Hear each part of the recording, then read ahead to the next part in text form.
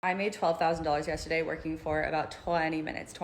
So I'm going to show you guys what I do in my exact process. First off, I am a swing trader, meaning I trade stocks on the US market, but I hold my positions for a few days, few weeks, sometimes a few months. So first things first, when I wake up in the morning before the market opens, I go to TradingView and I go to my stock screener. Now I've already made multiple videos on how to set this up if you don't know how, so follow me and go watch those. Then I'm scanning here for high volume and relative volume. And I will scan through probably like 50 of these tickers looking for the best setups. Now, what qualifies as a good setup? Great question. Well, I only trade stocks that are in a clean uptrend, which I can usually identify by the 10 EMA being above the 20 EMA. Honestly, just looking at a stock chart, it's pretty obvious if it's in an uptrend or a downtrend. Then I'm looking for stocks that have a big move up, pulls back and consolidates, big move up. Meanwhile, during this pullback period, you can see that volume is dying out and I'm looking to buy on this high volume breakout day. Now for this stock, I would buy right here where it breaks this resistance zone at 35.93. Then as a swing trader, I am basically holding all the way until it